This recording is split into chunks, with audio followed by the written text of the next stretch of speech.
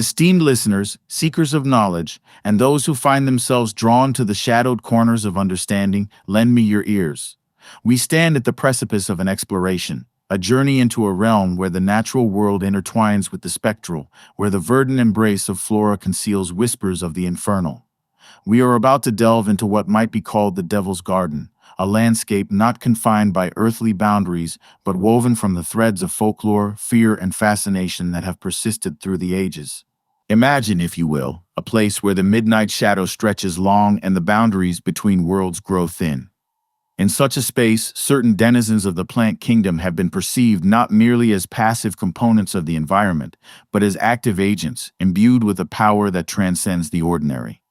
These are the plants that have, through a confluence of circumstances, become associated with the darker aspects of human belief, with the figure often known as the devil, or the embodiment of malevolence itself.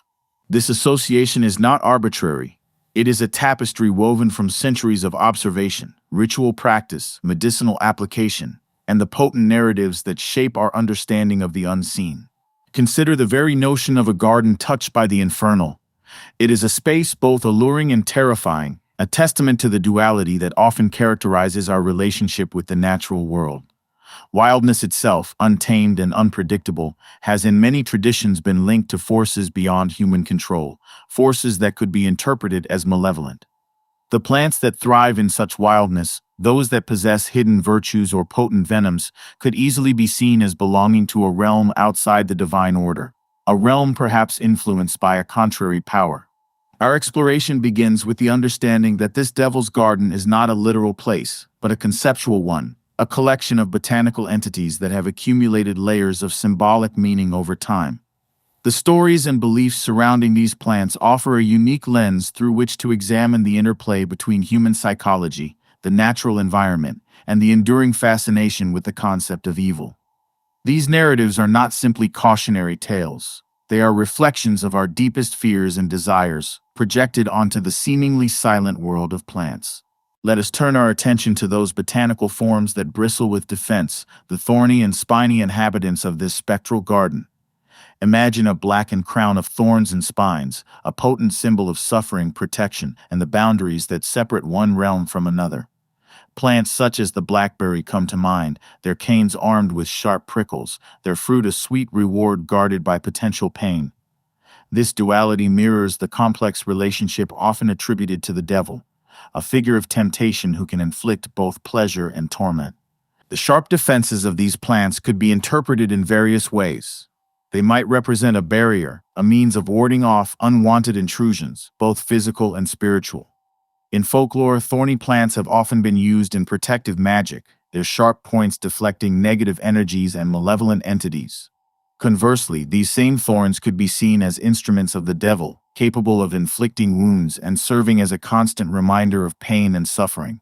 The blackberry, beyond its prickly nature, also bears fruit that ripens to a deep, almost black hue. This association with darkness further cements its connection to the shadowed realm. Tales abound of the devil being scratched by blackberry thorns, his blood staining the fruit and forever linking the plant to his touch. In some regions, it was even believed that one should not harvest blackberries after a certain date in autumn, as the devil had then claimed them for his own. Consider also other thorny entities, such as the thistle, a plant often associated with wild, untamed landscapes. Its sharp spines serve as an undeniable deterrent, a clear message to those who might seek to approach unwarily. In the context of the Devil's Garden, the thistle could symbolize resistance, the untamable spirit that even infernal influence cannot fully subdue. It stands as a reminder that even in the darkest corners, a certain resilience and defiance can persist. The imagery of a crown of thorns itself evokes profound associations with suffering and sacrifice. When this crown is envisioned as blackened and formed from the spiny branches of plants linked to the devil, it becomes a potent symbol of his dominion over pain and his connection to the darker aspects of the human condition. These thorny plants, therefore, are not merely passive elements of the landscape. They are active symbols imbued with layers of meaning related to protection, pain, and the very essence of the infernal. Our journey now leads us to a more sinister corner of the Devil's Garden, a place where the veil between the mundane and the macabre thins considerably. Here we encounter the ingredients of a hell broth at the wild table, a concoction of plants possessing properties that can alter consciousness, inflict harm, or even bring about death. These are the plants that have long been associated with witchcraft, sorcery, and the darker arts, often perceived as gifts or tools of the devil himself. The mandrake Mandragora officinarum stands as a prime example of such a plant, steeped in centuries of myth and superstition. Its forked root, often resembling a human figure, fueled beliefs in its magical powers. Legend held that the mandrake would shriek when uprooted, a cry that could drive a person to madness or even death. This dramatic folklore undoubtedly contributed to its association with the supernatural and the infernal. The mandrake was believed to possess potent medicinal properties, but its harvesting was fraught with peril, requiring elaborate rituals to mitigate its dangerous nature. Its ability to induce deep sleep and act as a powerful narcotic further linked it to altered states of consciousness, realms often perceived as being closer to the spirit world and by extension the devil. Another formidable inhabitant of this toxic table is Belladonna atropa belladonna, also known as deadly nightshade. Its glossy black berries hold a potent poison that can cause delirium, hallucinations, and ultimately death. The plant's dark beauty and its deadly nature made it a natural candidate for association with the darker forces. In folklore, belladonna was a key ingredient in witches' flying ointments, preparations believed to allow them to journey to the Sabbat and commune with the devil. Its effects on perception and its potential for harm solidified its place as a plant of ill repute, firmly within the devil's domain. Hemlock Caneum maculatum, the infamous poison that brought about the demise of Socrates, also occupies a prominent place in this deadly botanical collection. Its insidious nature, causing paralysis and respiratory failure, made it a favored tool for those seeking to inflict harm surreptitiously. Its association with criminals and poisoners further cemented its negative reputation, aligning it with the malevolent intentions often attributed to the devil and his followers. The silent, creeping paralysis induced by hemlock could be seen as a reflection of the insidious nature of evil itself. The fiercely toxic aconite Aconitum spp, also known as wolfsbane or monkshood, completes this unholy trinity of poisonous plants. Its beautiful yet deadly flowers conceal a potent neurotoxin. Aconite has a long history of use in poisonings and was also associated with werewolves and other creatures of the night. Its ability to bring about a swift and agonizing death contributed to its fearsome reputation and its inclusion among the devil's favored flora.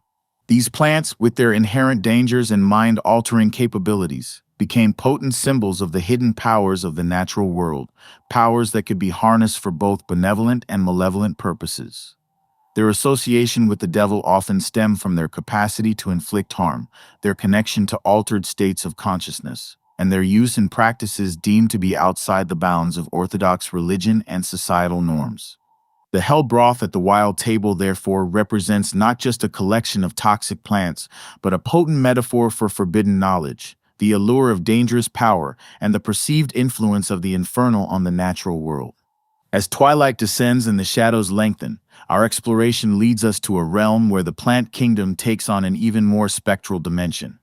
We now consider the branches that awaken after dark, those botanical entities that have become entwined with the mysteries of the night, the spirit world, and the subtle energies that permeate the darkness. The elder tree Sambucus nigra stands as a prominent figure in this nocturnal landscape. Revered and feared in equal measure, the elder was believed to possess a strong connection to the spirit world, particularly to the realm of fairies and other elusive beings. Folklore often warned against disrespecting the elder, as doing so could incur the wrath of the spirits associated with it. Its ability to thrive in liminal spaces, at the edges of settlements and in wilder areas, further contributed to its mystical aura. The elder's association with both protection and ill omen, depending on how it was treated, reflects the ambiguous nature of the supernatural forces believed to be active during the night. Another tree deeply rooted in nocturnal folklore is the willow Salix spp.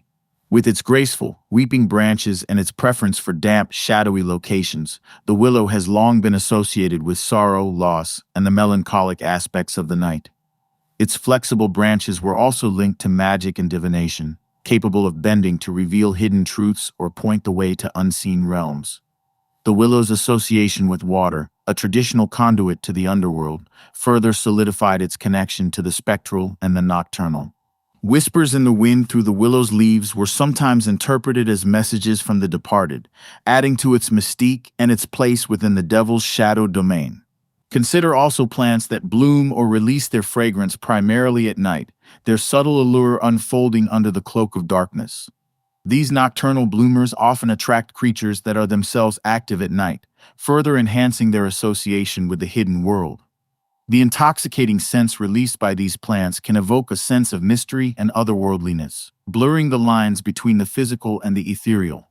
The belief that certain plants become more potent or more closely linked to supernatural forces after dark is a recurring theme in folklore.